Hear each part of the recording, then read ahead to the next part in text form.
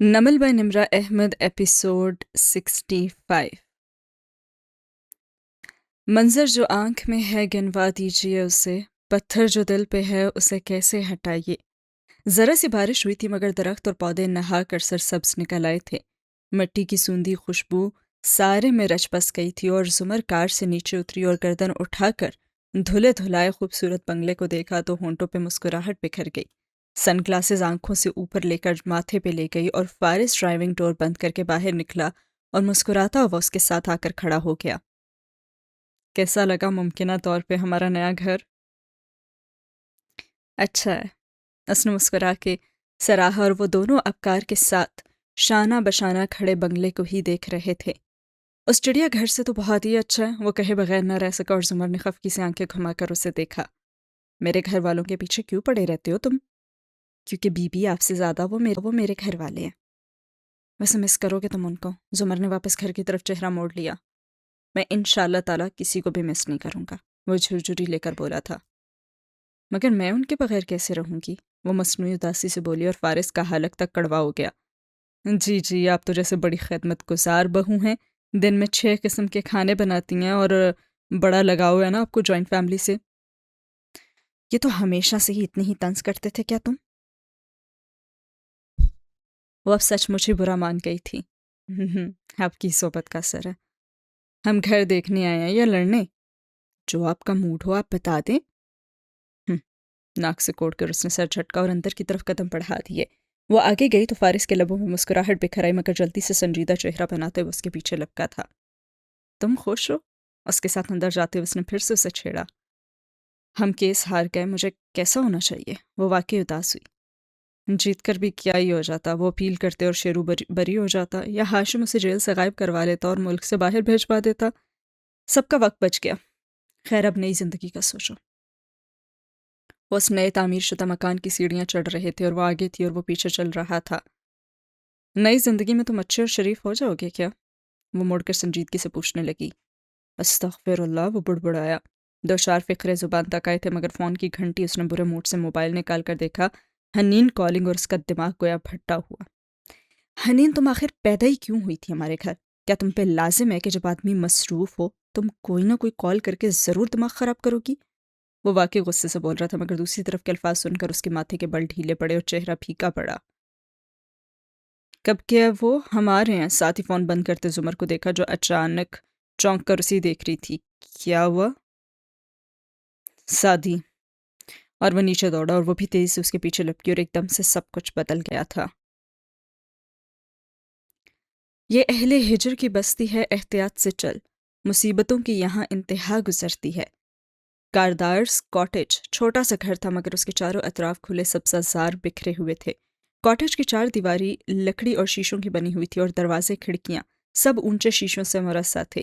دعوت شروع ہو چکی تھی اور ایئر کنڈیشن لاؤنج میں کھڑے مہمانوں کو شیشے کی کھڑکیوں سے اطراف میں پھیلا سبزہ زار صاف دکھائی دیتا تھا۔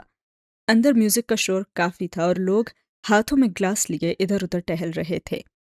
کاٹیج کے کچن میں آؤ تو اس کے ساتھ ہی ایک اور کمرہ بنا ہوا تھا اور اس میں دیوار گیر آئینہ لگا ہوا تھا اور سامنے کھڑا ہاشم ٹائی کی نوٹ باندھ رہا تھا۔ سب ٹھیک جا رہا ہے؟ اس نے اپنے عکس کے پیچھے نظر آتے رئیس کو دیکھ کر پوچھا۔ یس سر، آپ کے ٹویٹر پہ وہ فوٹو شاپ پکچر لگا دی ہے، سادی دیکھے گا تو سمجھے گا کہ یہ ڈاکٹر مایا ہے اور وہ دیکھنے تو ضرور آئے گا۔ پن سٹرائپ کوٹ پہنتے ہوئے وہ آئینے میں خود کو دیکھ کر مسکرایا تھا۔ میک شور کہ اسے آرام سے اندر داخل ہونے دیا جائے۔ وہ مایا کو ڈھونڈنے کی کوشش کرے گا جو یہاں ہے ہی نہیں۔ وہ اب دھیمی سی آواز میں مزید بات کر رہا تھا، ہدایات دے رہا تھا۔ فارس جس وقت دھاڑ سے دروازہ کھول کر مور شال کے لاؤنج میں داخل ہوا، حنین بے چینی سے دائیں بائیں ٹہل رہی تھی اور پیچھے ابا، ندرت اور سیم پریشان سے بیٹھے تھے۔ کون سی ڈائری ہے دکھاؤ؟ وہ پسینہ پسینہ ہو رہا تھا اور راستے میں جتنا سن چکا تھا وہ بہت تھا اور آگے بڑھا اور ہنہ سے ڈائری خود ہی جھپٹ لی اور صفحے پلٹے۔ بار بار بالوں میں انگلیاں چلاتا آستین سے پیشانی پہنچتا تھا۔ اس کا فون کیوں آف ہے؟ پیچھے پریشان سی زمر فون کان سے لگائے اندر آ رہی تھی اور سارا راستہ اسے کال ہی کر رہی تھی۔ مجھے نہیں پتا۔ ہنہ کی آنکھوں میں آنسو تھے۔ میرے بھائی کو واپس لائیں۔ فارس وہ کیا کرنے گیا ادھر؟ ندرت نے کچھ کہنا چاہا مگر گلا روند گیا اور انہوں نے سر پکڑ لیا مگر وہ کسی کو نہیں سن رہا تھا۔ اس نے بس ڈائری سے ایک صفحہ پھاڑا اور باہر کو بھاگا۔ میرے آنے تک کوئی بھی گھر سے نہیں نکلے گا، میں اس کو لے کر آتا ہوں۔ جاتے جاتے ایک نظر زمر پہ ڈالی۔ میں آ رہا ہوں بس اس کو لے کر۔ کوئی وعدہ تھا جو اس نے کیا، ایسا ہی ایک وعدہ ندرت کے گھٹنوں پہ ہاتھ رکھ کر 22 مئی کی صبح بھی کیا تھا۔ وہ سب پر امید آنکھوں سے اسے دیکھے گیا اور وہ کسی الوداع، کسی سلام کے بغیر باہر نکل گیا۔ او ساتھی، تم ایسا کیوں کرتے ہو؟ زمر سر ہاتھوں میں لیے صوفے پہ بیٹھتی چلی گئی تھی۔ پتھر ہو تو کیوں خوف شب غم سے ہو لرزاں، انسان ہو تو جینے کی ادا کیوں نہیں آتی؟ وہ خوبصورت سا بنگلہ شام کی اس پہر تاریکی میں ڈوبتا جا رہا تھا۔ سادی ملازمت کی میت میں اندر داخل ہو رہا تھا اور کوٹ کے نیچے سفید شرٹ پہنے، بال بنائے، وہ کافی سنجیدہ اور سوبر دکھائی دے رہا تھا۔ ملازم اسے اسٹڈی روم کی دروازے تک لے آیا اور پھر رخصت ہو گیا اور اس نے گہری سانس لے کر دروازہ دھکیلا۔ اندر میز کے پیچھے جج صاحب عابد آغا بیٹھے تھے اور دونوں ہاتھ باہم ملائے وہ سنجیدگی سے اسے ہی دیکھ رہے تھے۔ مجھے بالکل بھی اچھا نہیں لگا تمہارا یہاں آنا، کیونکہ میں عدالت میں فیصلہ تو دے ہی چکا ہوں۔ تمہارا مجھ سے ملنا ہر طرح سے غلط ہے، لیکن تم نے درخواست کی تھی اس لیے میں نرمی سے برت رہا ہوں۔ بیٹھو، وہ سنجیدگی سے بولے تھے۔ ساتھی دروازہ بند کر کے ان کے سامنے آ کر بیٹھا اور کمرے میں پھر سے خاموشی تھی۔ شیلف پہ رکھی موٹی قانون کی کتابیں بوریت سے اس خاموشی کو سننے لگی تھیں۔ آج ہاشم کاردار وکٹری پارٹی دے رہا ہے یور آنر، اور اس میں وہ گواہ بھی شامل ہے جس کو میں ڈھونڈ رہا تھا۔ وہ ان کی آنکھوں میں دیکھتے ہوئے بولا۔ پہلے میں نے سوچا کہ میں وہاں جاؤں، زمر کی ڈائری کھولی تاکہ اس کے کاٹیج کا ایڈریس دیکھوں، مگر وہاں آپ کا نام دیکھا تو میں یہیں چلا آیا۔ وہ غور سے اسے دیکھ رہے تھے۔ میں یہاں آپ سے کچھ پوچھنے آیا ہوں یور آنر، کہ میں واقعی ساری دنیا کو جھوٹا لگتا ہوں؟ سادی ہاتھ باہم پھنسائے جج صاحب نے گہری سانس لی اور اسٹڈی میں پھیلی مدم روشنی نے ماحول کے تناؤ کو بڑھا دیا تھا۔ جس وقت تم لوگ پہلے دن میرے کورٹ روم میں داخل ہوئے تھے، میں کیا، کچہری کا ہر ریڈر، رپورٹر، ہر وکیل، جج، حتیٰ کہ جھاڑو لگانے والا فاکروب اور جو باہر فوٹو کاپی کرنے والے بیٹھے ہوئے نا، وہ تک یہ جانتے تھے کہ تمہیں کس بھائی نے گولیاں ماری ہیں اور کس بھائی نے اغوا کر کے سری لنکا بھیجا ہے۔ سب کو پہلے دن سے معلوم تھا کہ تم سچ کہہ رہے ہو، اور ساتھ ہی دم سادے بیٹھا رہا۔ آپ سب جانتے تھے؟ آج تمہیں ایک بات کو اچھی طرح ذہن نشین کرنا ہوگا۔ وہ قدرے آگے کو جھکے۔ عدالت میں 2 طرح کے مقدمے ہوتے ہیں، یعنی جرائم 2 طرح کے ہوتے ہیں، کرمنل کیسز اور کرپشن کیسز۔ کرمنل کیسز جیسے قتل، چوری، اغوا وغیرہ کے مقدمے، اور کرپشن کیسز جیسے کسی سیاستدان یا سرکاری افسر نے اپنے عہدے کا فائدہ اٹھا کر ملک کی ترقی کے لیے جو فنڈز ہوتے ہیں اس میں سے رقم ہیر پھیر کر کے اپنے اکاؤنٹس میں بھری ہو۔ جب کسی پہ کرپشن کا الزام لگتا ہے نا، تو ساری دنیا میں قانون یہی ہے کہ بار ثبوت ملزم پہ ہوتا ہے، یعنی جس سیاستدان پہ الزام لگا ہے اس کو خود ثبوت دے کر اپنے پیسے کو حلال کا پیسہ ثابت کرنا ہوتا ہے۔ کرپشن کیسز میں الزام لگانے والا ثبوت نہیں دیتا، سمجھ آ گیا؟ سادی کا سر اس بات میں ہلا۔ اسی طرح پوری دنیا میں جب کرمنل کیس چلتا ہے، قتل، چوری، اغوا وغیرہ کے مقدمے، تو ثبوت الزام لگانے والے کو دینا ہوتا ہے، کرپشن کیس کے برعکس۔ ٹھیک ٹھیک، وہ جانتا تھا مگر سر کو خم دیے سنے گیا۔ تمہارے کیس میں سب کو معلوم تھا کہ تم سچے ہو اور وہ جھوٹے ہیں، مگر سادی یوسف خان تمہارے پاس ثبوت تو تھے نہیں۔ میں نے سنا ہے تمہارے پاس کوئی ویڈیو بھی تھی ہاشم کے دفتر کی، مگر تم نے اور ہاشم نے ڈیلنگ کر کے اس کو دبا دیا، کیونکہ اس میں تمہاری بہن پہ انگلی اٹھنے کا خطرہ تھا۔ یہ باتیں کچہری میں کبھی نہیں چھپتی، سب کو سب پتہ ہوتا ہے۔ پاکستان میں ہر 100 میں سے 99 قتل جب ہوتے ہیں تو 24 گھنٹوں میں سب کو قاتل کا پتہ چل ہی جاتا ہے، مگر سزا اس لیے نہیں ملتی کیونکہ قانون کمزور ہے۔ یہ قانون ججز نے نہیں بنائے، ہم نے صرف اس قانون کو مد نظر رکھ کر فیصلے کرنے ہیں۔ یہ جن کو تم ووٹ دے کر اسمبلیوں میں بھیجتے ہو نا، انہوں نے بنائے ہیں یہ قانون۔ قانون کہتا ہے کیس میں ریزنیبل ڈاؤٹ تک نہ آئے، مگر تمہارے کیس میں شک تھا۔ جج انتظار کرتا ہے کہ ثبوت لاؤ، ثبوت لاؤ، گواہ لاؤ، گواہ لاؤ۔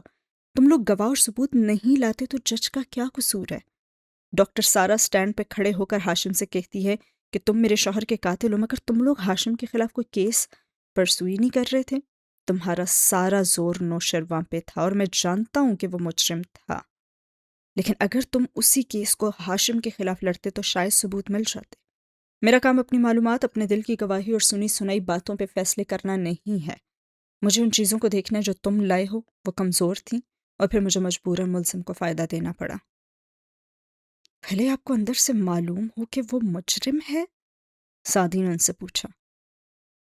بھلے مجھے معلوم ہو کہ وہ مجرم ہے، مجھے فیصلہ اپنے اندر کی گواہیوں پہ نہیں کرنا۔ تم نے 2 قتل کیے، تمہارے خلاف کارروائی کیوں نہیں ہوئی؟ کیونکہ قانون شہادت تمہیں پروٹیکٹ کرتا ہے۔ اگر ملزم قانون کی محبوب اولاد نہ ہو تو فارس غازی جیسے بے گناہ بھی کبھی جیلوں سے نہ نکل سکیں۔ یہ شک کے فائدے کا قانون جہاں نوشرواں جیسے لوگوں کو بچا لیتا ہے، وہاں فارس غازی جیسوں کو بھی تو بچاتا ہے۔ اب پوچھو اور کیا پوچھنا ہے؟ یور آنر، وہ ہلکا سا مسکرایا اور آگے کو ہوا۔ آنکھیں ان کی آنکھوں میں ڈالے اس نے بات کا آغاز کیا۔ آپ نے واللہ ہی بہت اچھی تقریر کی، چند لمحوں کے لیے تو میں بھی کنونس ہو گیا، لیکن مسئلہ یہ ہے کہ میں ہوں 21ویں صدی کا پاکستانی نوجوان۔ آپ میں اور مجھ میں فرق ہے۔ آپ کے زمانے کی یوتھ نے اس ملک کو لوٹ کھایا تھا، ہماری یوتھ ویسی نہیں ہے۔ اس لیے اب میری بات تحمل سے سنیں اور سمجھیں، اور میں چاہتا ہوں کہ آپ یہ آگے جا کر اپنے تمام ججز کو بھی بتا دیں، اور جو میں کہنے جا رہا ہوں اس کے کسی لفظ پہ توہین عدالت لاگو نہیں ہوتی۔ اب وہ وقت آ گیا جب ججز کو توہین عدالت کے پیچھے چھپنے کے بجائے اپنے اوپر ہونے والی تنقید برداشت کرنی چاہیے۔ آپ کہتے ہیں بارے ثبوت میرے اوپر تھا، ٹھیک، مگر میں ثبوت لایا تھا، میں گواہ لایا تھا۔ جانتے ہیں سب سے بڑا گواہ کون تھا؟ میں تھا۔ میں سعدی یوسف سب سے بڑا گواہ تھا۔ ڈاکٹر سارا اگر نفسیاتی مریض تھیں تو اتنے بڑے عہدے پہ کیسے کام کر رہی ہیں؟ پھر بھی اگر وہ کریڈیبل نہیں تھی تو میں تو تھا نا۔ میری گواہی کا کیا ہوا؟ ہاں، مجھ پہ تو 2 قتل ثابت بھی نہیں ہوئے تھے، مجھ پہ دہشت گردی ثابت بھی نہیں ہوئی تھی، ہاشم نے تو صرف الزام لگائے تھے، اس نے کوئی ثبوت تو دیا ہی نہیں تھا میرے خلاف۔ اس کے گواہ بھی کریڈیبل نہیں تھے، پھر میں کیسے ڈسکریڈٹ ہو گیا سر؟ آپ کی جگہ اگر یہ کیس کسی امریکی یا مغربی عدالت میں لڑا جا رہا ہوتا نا تو میری گواہی پہ فیصلہ ہو جانا تھا۔ لیکن میرے ملک کے ججز جو ثبوت سے کہتے ہیں کہ خود کو ثابت کرو، کیا یہ ججز بچے ہیں؟ کیا اس ملک میں اندھے قانون، بہرے جج اور گونگے ملزموں کا ہی راج ہوگا؟ اندھا قانون جو دیکھ نہیں سکتا کہ کون کریڈیبل ہے اور کون نہیں، بہرا جج جو مدعی کی بات نہیں سنتا، اور ملزم جو اپنا خاموشی کا حق انجوائے کرتے ہوئے گونگا بنا رہتا ہے۔ یور آنر، آپ بے شک ایک ایماندار جج ہے، لیکن سارا مسئلہ یہی ہے کہ میرے ملک کو ایماندار ججز کی نہیں، بہادر ججز کی ضرورت ہے۔ ججز قانون نہیں بناتے، ٹھیک ہے، قانون سیاستدان بناتے ہیں، ٹھیک ہے، مگر ججز پریسیڈنٹ تو سیٹ کر سکتے ہیں نا۔ ججز کے فیصلے قانون بن جاتے ہیں۔ اگر اس ملک کو بہادر جج مل جائیں اور وہ فیصلے کرنے پہ آ جائیں تو انہی فیصلوں کی بنیاد پہ کمزور ثبوت کے باوجود آئندہ فیصلے درست دیے جائیں گے۔ ہمارے ملک میں ایماندار ججز بہت زیادہ مگر بہادر ججز بہت ہی کم ہیں سر۔ مجھے آج یہ کہہ لینے دیجیے یور آنر، بہت ادب سے، کہ ججز کا کام بینچ پہ بیٹھ کر گھمنڈ ظاہر کرنا یا مزاحیہ ریمارکس دے کر ہیڈ لائن بننا نہیں ہوتا۔ یہ اینکرز اور سیاستدانوں کا کام ہوتا ہے۔ آپ کا کام ہے آخر میں درست فیصلہ کرنا، انصاف نہیں کرنا بلکہ عدل کرنا۔ عدل اور انصاف میں فرق ہوتا ہے یور آنر۔ انصاف کہتا ہے کہ 2 لوگ ہوں اور روٹیاں 3 تو دونوں کو 1.5 روٹی ملے، مگر عدل کہتا ہے کہ دونوں آدمیوں پہ غور کرو، جو کئی دن سے بھوکا ہے اس کو 2 روٹیاں دو، اور جو پہلے ہی سیر ہے اس کو 1 دو۔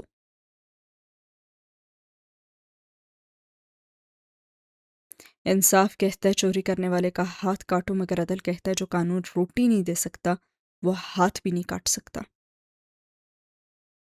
ہاں، انصاف کہتا ہے سعدی یوسف قاتل ہے، عدل کہتا ہے سعدی یوسف کو اس راستے پہ نہ چلنا پڑتا اگر قانون فارس غازی کو 4 سال تک لٹکا کر نہ رکھتا۔ ہمیں منصف جج نہیں چاہیے، ہمیں عادل ججز چاہیے۔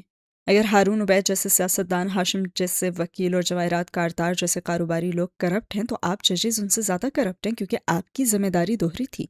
آپ کہتے ہیں سر ملزم کو شک کا فائدہ دیا جاتا ہے، درست، مگر یہی فائدہ غریب ملزم کو کیوں نہیں دیا جاتا؟ امیر ملزم کی ضمانت کیوں منظور ہو جاتی ہے؟ فارس قاضی کی 4 سال تک کیوں نہیں منظور ہوئی تھی؟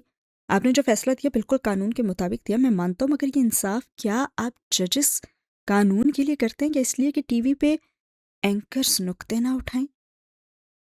سر میں تب صرف 18 سال کا تھا جب ججز کی بحالی کی تحریک چلی تھی۔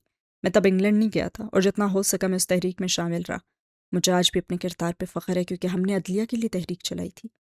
ہاں، یہ الگ بات ہے کہ سابق چیف جسٹس اپنے الگ ایجنڈے پہ چل پڑے، لیکن آج مجھے یہ کہہ لینے دیجیے کہ عدلیہ تو آزاد نہیں ہوئی، مگر 2 چیزیں دی ہمیں اس تحریک نے، 2 واقعات اس نے انگلیوں کی وی بنا کر دکھائی: متکبر جج اور متشدد وکلاء۔ اسٹڈی میں ایسا گہرا سناٹا چھا گیا کہ سوئی گرنے سے بھی آواز پیدا ہونے کا خدشہ تھا، اور جج صاحب سنجیدہ چہرے سے اسے دیکھتے گئے۔ وہ وکٹری کی وی دکھا کر کہہ رہا تھا: متکبر اور متشدد۔ یہ بنا دیا اس تحریک نے آپ ججوں اور وکیلوں کو۔ آپ لوگ تو جانتے ہیں نا کہ اس ملک میں ثبوت اور گواہ کیسے غائب کرا دیے جاتے ہیں، پھر کیوں آپ کی ناک پہ ممکنہ ثبوت نہیں ٹکتے؟ کیوں ناممکن ثبوت ہی آپ لوگ مانگتے ہیں ملزموں کو سزا دینے کے لیے؟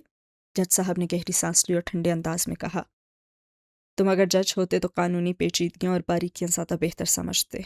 मैं मजबूर था। अगर मेरी जगह आपका बेटा होता और वो अपने जुल्म की दास्तान सुनाता और अपने ज़ख्म दिखाता, क्या तब भी आप उसको क्रेडिबल गवाह तसव्वुर ना करते? और वो कितनी देर कुछ बोल ना सके, लब खुले फिर बंद हुए, सारे अल्फाज ख़त्म हो गए। सादी ने एक आखिरी मलामती नज़र उन पे डाली, दो अल्फाज बोले, मुतकब्बिर जज और मुतशद्दिद वकला। ये अल्फाज आप सब जजेस और वकला को याद रखने चाहिए। जब वो कार में आकर बैठा तो चंद लम्हे गहरे सांस लेकर खुद को ठंडा किया। जज साहब को इतना सब सुनाकर भी एक सवाल का जवाब नहीं वो ढूंढ पाया था। आखिर फ़ायदा क्या हुआ सबका? इतनी जहद, इतनी ख्वारी, अदालतों के धक्कों के बाद हार जाना। शायद ये सब वाकई बेकार था जैसे फारिस कहता था। उसने फ़ोन उठाया और प्लेन मोड ऑफ किया, और जो उसने आदतन लगा दिया था कि कोई डिस्टर्ब ना करे। फ़ोन की जान वापस आई तो फ़ौरन वो चीखने लगा। जी जुमर, उसने आवाज़ को हमवार करके फ़ोन कान से लगाया था। ओह शुक्र सादी तुम। वो पहले खुशी और निढाल अंदाज में बोली और फिर आवाज़ में गुस्सा आ गया। तुम क्यों जा रही हो उधर? फ़ौरन वापस आओ। किधर गया था मैं? वो हैरत से बोला। तुम हाशिम की पार्टी में जा रहे हो ना? झूठ मत बोलना मुझसे, फ़ौरन वापस आओ। मैं उधर नहीं गया। आवाज़ धीमी हुई। मैं तो जज साहब से मिलने गया था, मगर वापस आ रहा हूँ। हाशिम की तरफ जाकर क्या ही करना है मैंने? उधर जुमर ने फ़ोन बंद किया तो सब खुशी और फिक्रमंदी के मिले जुले तासरात से उसे देख रहे थे।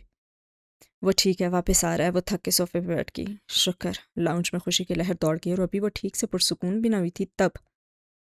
फारिस को कॉल कर दो ना, उसे कहो कि वो वापस आए। बड़े अब्बा की आवाज़ ने उसके कानों में सूर फूंका। वो करंट खाकर सीधी और जल्दी जल्दी नंबर मिलाया। कुछ पता चला? वो ड्राइव कर रहा था। वो आ रहा है, मेरी डायरी से जज साहब का पता लेकर गया था, तुम वापस आ जाओ। अच्छा। वो अब कार रोक चुका था और बाहर देखते हुए कह रहा था, कारदार्स कॉटेज सामने ही था। फारिस तुम फ़ौरन वापस आ जाओ, हाशिम से कुछ बैद नहीं है। वो परेशानी से बोली। हाँ हाँ मैं आ रहा हूँ। उसने फ़ोन बंद कर दिया और उसे साइलेंट करके जेब में डाल दिया और चंद लम्हे स्टीयरिंग को देखता रहा और फिर वापस जाए या निगाहें दूर नजर आते गेट और मेहमानों की गाड़ियों की तरफ उठाए। आखिर वो करना क्या चाहता है? डॉक्टर माया की तस्वीर पोस्ट करने का मकसद सादी को मदऊ करना था। वो अमूमन हाशिम के प्लान देर से ही समझा करता था, आज जल्दी समझ गया तो क्या वो वापस मुड़ जाए? एक फैसला करके वो बाहर निकल आया और बालाई मंजिल पर खड़े रईस ने कोर्ट के आस्तीन चेहरे करीब ले जाकर कहा, सर फारिस आया है। अंदर मेहमानों के दरमियान खड़े हाशिम ने कान में लगा आला दबाया। खैर एक ही बात है, सादी नहीं तो फारिस ही सही, उसे अंदर आने दो। रॉजर बॉस, वो मुस्कुराया। मैं ना कहता था कि सांपों से अटे हैं रास्ते, घर से निकले थे तो हाथों में असा रखना था। गेट पे मुस्तैद खड़े गार्ड्स गैर मामूली तौर पे किसी का दावतनामा चेक नहीं कर रहे थे। जो आ रहा था उसको अंदर आने दे रहे थे। उसे भी किसी ने नहीं रोका और एक तल्ख मुस्कुराहट उसके लबों पे बिखर आई। सो हाशिम चाहता है कि मैं अंदर आऊँ। इंटरेस्टिंग। इतने लोगों के सामने गोली तो मार नहीं सकते ये मुझे। क्या ही कर लेंगे ज़्यादा से ज़्यादा। कुछ दिलचस्पी थी, कुछ तजस्सुस था, और वो उसी तरह चलता पथरीली रविश पे आगे बढ़ता गया। आंखें सिकोड़ कर सारी अतराफ का जायजा ले रहा था और सब्ज़ा जार खाली था। अंदर शीशे और लकड़ी के कॉटेज में मेहमान ही मेहमान भरे थे। आखिर क्या होने जा रहा है पार्टी में? हैरत थी उसे। वो कॉटेज के शीशे के दरवाजे के बाहर आकर खड़ा हुआ था, अंदर नहीं गया। अंधेरा फैल रहा था जिसके बायस चमकता हुआ लाउंज साफ नजर आ रहा था। जा बजा लोग टोलियों की सूरत में खड़े थे। वेटर्स ट्रे उठाते हुए सर्व कर रहे थे। तभी हाशिम बरामदे की सीढ़ियां उतर के बाहर आता दिखाई दिया। उसे देखकर भी मुस्कुराहट चेहरे से जुदा ना हुई। तुम कैसे आए? हल्के से तन से फारिस के करीब आकर बोला। मैं डॉक्टर माया को ढूंढने आया हूँ। तुम ही ने खुल्लम खुल्ला दावतनामा दिया था ना कज़न? वो भी हल्का सा मुस्कुराया और हाशिम आगे बढ़ा, उसका कंधा थपथपाया और कान के करीब जाकर हैप्पी सर्चिंग बोला और वापस मुड़ गया। फारिस ने निगाह उठाकर ऊपर फजा में उड़ते ड्रोन कैमरे को देखा जो किसी बड़ी मकड़ी की तरह उसके आसपास चक्कर काट रहे थे। दूर एक सिक्योरिटी का नौजवान ड्रोन का रिमोट उठाए हुए था और वो भी फारिस को ही देख रहा था। निगाहें मिलने पे दूसरी तरफ मुतवज्जा हो गया। ये मेरी फिल्म बनाकर मुझे फिर से फ्रेम करने जा रहा है। गुड। वह हल्का सा महसूस हुआ और अंदर दाखिल हुआ और आंखें मुतलाशी अंदाज में इधर उधर देख रही थी। खुशबाश मेहमान, मसनूई कहकहे, खूबसूरत सजावट, बारबेक्यू की खुशबू, सभी नॉर्मल था। What a surprise! शनासा सी आवाज़ पे पलटा और मुंजमद हो गया। डॉक्टर एमन मुस्कुराकर उसे देख रही थी और उंगली का हीरा हमेशा की तरह दमक ही रहा था। आप इधर? वो हैरत छुपा न सका। बिलाखिर हाशिम कारदार ने वफादारी का सिला देने के लिए हमें बुला ही लिया। तुम भी यहाँ हो के उम्मीद नहीं थी। एंजॉय द पार्टी, जताकर कहते हुए उसने जाते जाते उसकी कोहनी को हल्का सा छुआ और नुकीली अंगूठी से उसे चुभी थी और उसकी चुभन ने उसके दिमाग की सारी गिरें खोल दी थी। सहरज़दा सी कैफियत में उसने चेहरा मशरिक, मगरिब, शुमाल, गुरूब सब नॉर्मल था सिवाय मेहमानों के। उनमें शनासा चेहरे भी थे और बहुत से शनासा وہ الیاس فاطمی تھا جو کونے میں کھڑا کافی کمزور سا لگ رہا تھا اور سر ہلاتے ہوئے کسی مہمان سے بات کر رہا تھا۔ وہ نیاز بیگ تھا جو ایک طرف کھڑا مشروب پی رہا تھا اور وہ ضمانت پہ رہا ہو چکا تھا۔ ڈاکٹر ایمن اور اس کا شوہر، سیکریٹری حلیمہ، پروسیکیوٹر بصیرت، جس کی وکالت نے 4 سال فارس کو جیل سے نکلنے نہیں دیا تھا۔ وہ مزید گھوما تو جسٹس سکندر، چند پولیس افسران جن کا سعدی کی گمشدگی سے تعلق تھا، ڈاکٹر آفتاب پوسٹ مارٹم کا ماہر، کرنل خاور اور اس کا بیٹا جو بجھا بجھا سا باپ کی ویل چیئر کے ساتھ کھڑا تھا۔ زندگی اور فارس کی دی کی سزاؤں کے بعد بھی وہ زندہ سلامت کھڑے تھے، اور جڑے مگر زندہ تو تھے۔ ان کے علاوہ چند مہمان اور بھی تھے، مگر یہ شناسا چہرے وہ سناٹے میں رہ گیا۔ وہ واقعی وکٹری پارٹی تھی؟ وہ ان کو اپنے مددگاروں کو اکٹھا کر کے انعام سے نوازنا چاہتا تھا، مگر وہ فارس کو ان کے درمیان گھومنے سے روک بھی نہیں پا رہا تھا۔ اس کی 6 اور 7 8ویں حص سب نے سرخ بتی دکھانا شروع کر دی۔ یہاں مایا نہیں تھی، اگر ہو بھی تو اس کو ڈھونڈنا بے سود تھا۔ اسے یہاں سے فوراً نکل جانا چاہیے۔ وہ آگے بڑھا، داخلی دروازہ لاؤنج کے وہ دوسرے آخری کنارے پہ تھا اور وہ دروازے کی طرف بڑا ہی تھا اور راستے میں بہت سے لوگ تھے۔ گھٹن پھنس جانے کا احساس۔ ایک ویٹر باری باری مخصوص لوگوں کے پاس جا رہا تھا اور ان کے کان میں کچھ کہتا وہ سر ہلا کر ایک طرف سے چلے جا رہے تھے۔ یہ مخصوص لوگ وہی شناسا مجرم تھے اور فارس آگے بڑھتا گیا۔ ڈاکٹر ایمن اسے ہی دیکھ رہی تھی، تبھی ویٹر ادھر آ ٹپکا اور سرگوشی کی۔ کاردار صاحب بلا رہے ہیں۔ ایمن نے زخمی سا مسکرا کر سر ہلایا اور ویٹر کی میت میں ایک طرف بڑھ گئی اور وہ نظر انداز کر کے آگے بڑھتا گیا اور دروازہ قریب تھا۔ اس نے جھپٹ کر کھولا، باہر نکلا، گویا سانس میں سانس آئی۔ باہر تاریکی تھی اور کاٹیج کی کھڑکیوں کے ساتھ آگے بڑھتا گیا اور لاؤنج گزر گیا تو وہ کچن کی کھڑکی پہ رکا۔ کچن روشن تھا اور فارس نے چہرہ جھکا کر چھانکا۔ وہاں بڑے بڑے کریٹ پڑے ہوئے تھے، ان میں غیر ملکی الکوہل کی بوتلیں تھیں، ان کے منہ کھلے تھے اور سر پہ کھڑا ایک گارڈ بار بار کھڑی دیکھ رہا تھا اور دوسرا بوتلوں کے گرد ڈوری سے لپیٹ رہا تھا۔ ایک گارڈ کی نظریں فارس پہ پڑی مگر اس نے کوئی رد عمل ظاہر نہیں کیا، سر جھکا کر کام کرتا رہا۔ فارس کی نگاہیں کچن کی دیوار تک اٹھی، وہاں ایک دروازہ تھا جو آگے ایک اور کمرے میں کھلتا تھا۔ وہ کاٹیج کی دیوار کے ساتھ آگے بڑھتا گیا، اگلا کمرہ نظر آیا، اونچی شیشے کی کھڑکیوں سے سارا کمرہ روشن تھا اور وہاں ہاشم ان تمام شناسا چہروں کو اکٹھا کیے کھڑا تھا اور مسکرا کر ان سے کچھ کہہ رہا تھا۔ شیشے ساؤنڈ پروف تھے، وہ آوازیں نہیں سن سکتا تھا، مگر جس طرح وہ فائلز ان میں تقسیم کر رہا تھا، جس طرح ان کے چہرے دمکنے لگے تھے، وہ سمجھ سکتا تھا کہ اس کی ہاؤسنگ اسکیم کی ہی فائلز تھیں، پلاٹس، گھر۔ وہ تحفے بانٹ رہا تھا۔ اس کمرے کا ایک دروازہ لاؤنج کو جاتی گیلری میں کھلتا تھا اور دوسرا کچن میں۔ ہاشم کا فون بجا تو وہ اسے نکال کر دیکھنے لگا، پھر مسکرا کر مہمانوں سے معذرت کی اور کچن کے دروازے کی طرف بڑھا۔ اسے عبور کر کے کچن میں چلا گیا اور فارس حیرت سے واپس آیا اور کچن کی کھڑکی کے سامنے ٹھہرا۔ ہاشم اب وہاں اپنے دونوں گارڈ سے کچھ کہہ رہا تھا اور وہ سر ہلا کر کچن سے لاؤنج کی طرف باہر چلے آئے۔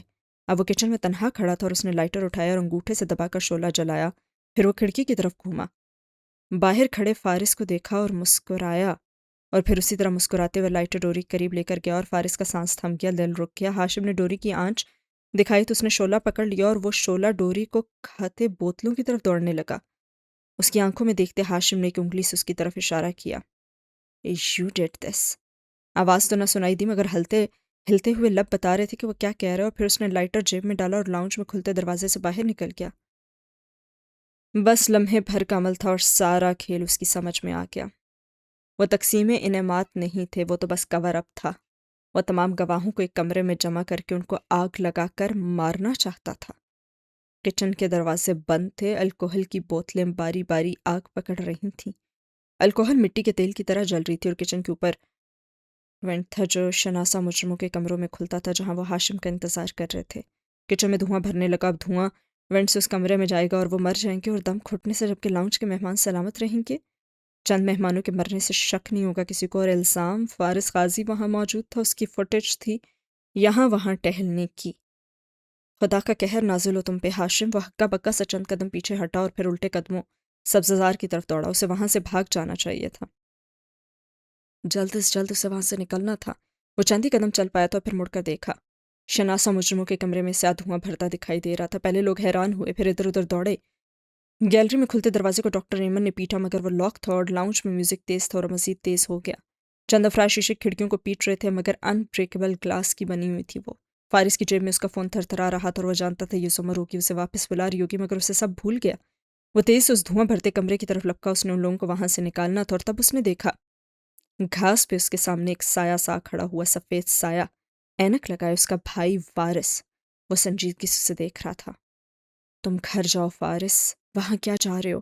یہ گنہگار لوگ ہیں، ان کو مرنے دو۔ کیا تم بھول گیا کہ کس طرح انہوں نے مجھے پنکھے سے لٹکایا تھا؟ وہ ملامتی انداز میں بولا تھا اور فارس کے قدم لڑکھڑا کے اور سانس تیز تیز چلنے لگے۔ اس نے آگے بڑھنا چاہا تو ایک اور سایہ سامنے آ گیا۔ آپ نے کہا تھا آپ میرے لیے لڑیں گے؟ وہ سفید سی زرتاشا تھی، اس کی آنکھوں میں گلا تھا۔ ان لوگوں کو ان کا بدلہ ملنے والا ہے، انہوں نے عدالت میں میرے اوپر کیچڑ اچھالا، میرے کردار کو اخباروں کی زینت بنایا، مجھے گولیاں ماری، ان کو مرنے دیں، میرا سوچیں۔ اس نے سر جھٹکا مگر سائے غائب نہیں ہوئے، ان دونوں کے درمیان ساتھ چلتا ہوا آتا دکھائی دیا سفید سایہ۔ یہ میرے بھی گناہ کار ہیں، آپ ان کی فکر کیوں کر رہے ہیں؟ جائیں اپنی جان بچائیں اور بھاگیں۔ اس نے چہرہ موڑا، ایک احمر کا سایہ بھی ساتھ آ کر کھڑا ہوا۔ انہوں نے میرے خاندان کو تباہ کر دیا غازی، ان کو ان کے حال پہ چھوڑ دو، تم ان کو نہیں بچا سکتے۔ جاؤ زندگی شروع کرو اور نئے گھر میں۔ اس کے قدم زنجیر ہو گیا، بھاری بھاری بیڑیوں سے کسی نے باندھ دیے، وہ کسی کی طرف مڑ نہیں پا رہا تھا، وہ پتھر کا ہو گیا تھا۔ چلے جاؤ فارس، ان کو مرنے دو غازی۔ وہ سارے سائے ایک ساتھ بولنے لگے اور چیخنے لگے، اور وولٹے قدموں پیچھے ہٹا اور تیز ہوتے تنفس ان سب کو دیکھا۔ ہاں یہ سب گنہگار ہیں، قاتل ہیں۔ اس کی آواز کپ کپائی، آنکھیں سرخ پڑ کے بھیگ گئیں۔ ہاں یہ میرے دشمن ہیں، برے لوگ ہیں۔ وہ ٹھہرا، پھر گردن تن کر ان سایوں کو دیکھا۔ مگر میں ان جیسا تو نہیں ہوں نا؟ وہ اس کمرے کی طرف سر پٹ دوڑا تھا اور سائے فضا میں تحلیل ہوئے، ایسے جیسے خدا کا نام لینے پہ آسیب بھاگ جاتے ہیں۔ اب اسے کچھ یاد نہ تھا سوائے اس کے کہ وہ انسان تھے اور وہ تکلیف میں تھے، اور سارے انتقام، سارے زخم، سارے جرائم وہ سب بھول گیا تھا۔ وہ انسان تھے اور وہ تکلیف میں تھے۔ ہاشم تیز چلتا راہداری عبور کرتا کاٹیج کے آخری کمرے میں آ پہنچا۔ دونوں گارڈز اس کے ہمراہ تھے اور رئیس اس کے انتظار میں بیٹھا تھا۔ کتنے منٹ ہیں ہمارے پاس؟ اس نے آتے ساتھ ہی اپنی ٹائی کھینچی۔ زیادہ نہیں ہے، جس وقت دوسرے مہمانوں فائر بریگیڈ کا عملہ جل جانے والے افراد کو نکالنے آئے گا، آپ کو ان کے درمیان ہم پہنچا دیں گے۔ یہ ادھر۔ وہ ہاشم کی شرٹ کا گریبان پھاڑ رہا تھا اور دوسرے لڑکے نے کمال مہارت سے اس کے ماتھے کے اوپر چاقو سے چیر لگانا شروع کر دیا تھا، جس سے خون بہنے لگا تھا۔ اس کو اسٹیرلائز کیا تھا؟ اس نے درد کی شدت سے آنکھیں بند کر کے پوچھا۔ یس سر، وہ فرمانداری سے کہتا اسے تیار کر رہا تھا۔ حادثے والے کمرے کے واحد سروائیور کو اچھا خاصا زخمی لگنا چاہیے، اور وہ شناسہ مجرم مر جائیں گے تو کون بتائے گا کہ ہاشم اس وقت کمرے میں نہیں تھا؟ اور چونکہ لاؤنج کے مہمانوں کو بچ جانا تھا، اس لیے کوئی یہ نہیں کہہ سکتا کہ ہاشم واحد بچنے والا انسان تھا۔ کوئی تو اس پہ شک ہی نہ کرتا، اور وہ ہیرو بننے جا رہا تھا۔ کمرے میں دھواں بھر رہا تھا، درمیانی دروازے کو آگ نے پکڑ لیا تھا اور وہ جل رہا تھا۔ لوگ کھانس رہے تھے، اندے منہ گر رہے تھے، دھکم پیل تھی، کوئی کھڑکیوں کو کھٹکھٹا رہا تھا، کوئی لاک دروازہ پیٹ رہا تھا، مگر وہ دونوں توڑے ہی نہیں جا سکتے تھے۔ فارس تیز دوڑتا ہوا کھڑکی تک آیا، حلیمہ کھانستی اس کے ساتھ کھڑکی کھڑی ہوئی تھی اور شیشے کو زور زور سے تھپڑ مارتی، اور فارس نے ایک گملہ اٹھایا اور زور سے کھڑکی پہ دے مارا۔ چند خراشیں ہوئیں مگر بے سود، گملہ ہاتھ سے چھوٹ گیا اور اس کا اپنا ہاتھ زخمی ہو گیا، اور وہ پرواہ کیے بنا آگے دوڑا۔ کاٹیج کی دیوار کے ساتھ بھاگتا ہوا مرکزی دروازے تک آیا۔ لاؤنج کی شیشے کی کھڑکیوں سے اندر مگن خوش باش ٹہلتے لوگ دکھائی دے رہے تھے۔ میوزک بہت تیز تھا، کان پڑی آواز سنائی نہ دی۔ اس نے شیشے کا دروازہ زور زور سے بجایا۔ دروازہ کھولو، اندر آگ لگ گئی ہے، کھولو۔ مگر دروازے کے اندر کھڑے گارڈز نے مسکرا کر اسے دیکھا اور ریموٹ ہوا میں بلند کر کے بٹن دبایا۔ تمام شیشوں کے اوپر لگے بلائنڈرز کھل کر نیچے گرنے لگے اور وہ آگے دوڑا۔ چند مہمانوں قریب موجود کھڑکی کو زور زور سے پیٹا، مگر وہ متوجہ نہ ہوئے۔ باتیں کرتے رہے یہاں تک کہ بلاک آؤٹ بلائنڈرز بالکل نیچے گر گئے۔ اب وہ اندر نہیں دیکھ سکتا تھا۔ اللہ کا قہر ہو تم پہ ہاشم، وہ غصے سے چلاتا، وہ واپس اس جلتے ہوئے کچن کی طرف بھاگا تھا۔ اس کو پسینہ آ رہا تھا اور سانس بے ترتیب تھی، کچھ سمجھ ہی نہیں آ رہا تھا۔ آج وہ لفٹ کی طرح لوگوں کو اکٹھا تو کر نہیں سکتا تھا، آج اسے خود ہی کچھ کرنا تھا، جو بھی کرنا تھا۔ کچن کے سامنے رک کر اس نے چند گہرے سانس لی اور سوچنے کی کوشش کی۔ جلتے کمرے میں لوگ ابھی تک چیخ اور چلا رہے تھے، لیکن کوئی مدد نہیں آ رہی تھی۔ دونوں دروازے بند تھے اور کھڑکیاں توڑی نہیں جا سکتی تھی، مگر وہ کھولی تو جا سکتی تھی۔ اور وہ تیز سے آگے آیا، کھڑکی کے فریم کو ہاتھ سے ٹٹولا، وہ اندر سے لاکڈ تھی، اور افراتفری کے عالم میں آگے پیچھے بھاگتے بھاگتے لوگ کالے دھوئیں کی زیادتی کے باعث انہیں کھول نہیں پا رہے تھے۔ کسی کو معلوم نہیں تھا کہ وہ کھڑکی کہاں سے کھولنی ہے، اور لیکن اسے تو معلوم تھا۔ وہ اس کاٹیج میں نوجوانی کے دنوں میں آتا رہا تھا، اورنگزیب لائے تھے اسے ایک دفعہ۔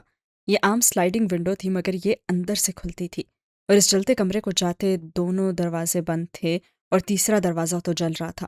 تیسرا دروازہ، وہ چونکا، پھر کچن سے کھڑکی طرف آیا۔ یہ بند تھی مگر لاک نہیں تھی، اور ہر پلان میں جھول تو ہوتے ہی ہے۔ ان کا خیال تھا کوئی جلتے کچن کے راستے بھاگنے کی کوشش نہیں کرے گا، مگر یہ اندازہ نہ تھا کہ کوئی باہر سے تو یہاں آ ہی سکتا ہے۔ اس نے دونوں ہاتھوں سے زور لگا کر اس کے شیشے کو دائیں طرف دھکیلا، وہ سرکنے لگا اور اندر سے بہت سا دھواں باہر نکلنے لگا۔ محفوظ کمرے میں بیٹھے رئیس نے ٹیب سکرین دیکھ کر ہاشم کو مخاطب کیا۔ وہ کچن کی کھڑکی سے اندر جانے کی کوشش کر رہے ہیں، ہم نے اسے بند کیوں نہیں کیا؟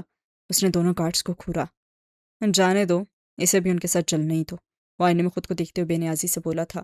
کھڑکی ادھ کھلی رہ گئی تھی اور وہ منڈیر پہ چڑھ کر اندر پھلانگ رہا تھا، اور فوراً سے کھانسی آئی، دھواں، مرغولے، کالک، اور وہ جھک کر ذرا سا کھانسا، پھر گہرے گہرے سانس لیے ادھر ادھر دیکھا۔ دروازہ جل رہا تھا اور شعلے درمیان میں حائل تھے، اور کاؤنٹر سے دروازے تک سب جل رہا تھا۔ وہ کیا کرے، وقت نہیں تھا۔ ओ खुदाया वो क्या करे। चूल्हे करीब सिलेंडर पड़े थे, उसने जल्दी से एक सिलेंडर उठाया और वो अंदर से गालिबन खाली था, तभी हल्का था और वो लोग धमाके अफोर्ड तो कर नहीं सकते थे, किचन की गैस भी कटी हुई थी। उसे ज़ोर की खांसी आई मगर बदक सिलेंडर को उठाकर उसने पूरी कुव्वत से दरवाजे पे दे मारा। सिलेंडर मारते वो खुद भी नीचे गिर गया और शायद माथे पे चोट भी आई, मगर जब मुश्किल हथेलियों के बल उठा तो देखा सिलेंडर दरवाजे से टकरा कर रेड़ता हुआ वापस आ रहा था और दरवाजे को कुछ भी नहीं हुआ था। उसने सिलेंडर के करीब आते उसको वापस धकेला। अब की बार वो दरवाजे के करीब से वापस पलट आया, मगर तब तक फारिस उठ चुका था। हाथ झाड़ कर वो खड़ा हुआ और जैसे सिलेंडर करीब आया उसने पूरी कुव्वत से किसी बॉलिंग बॉल की तरह उसको दरवाजे की जानिब रेड़ दिया। वो तेज से आगे गया, दरवाजे से टकराया और फिर जलता हुआ दरवाजा दरमियान से टूट कर नीचे आन गिरा और टुकड़े चिंगारियां उसे भी आकर लगी और तकलीफ हुई थी, मगर अब चौखट तो खाली हो गई थी। वो देख सकता था उसके पार जलता हुआ कमरा जिसमें धुआं भरा था और लोग चीख चिल्ला रहे थे।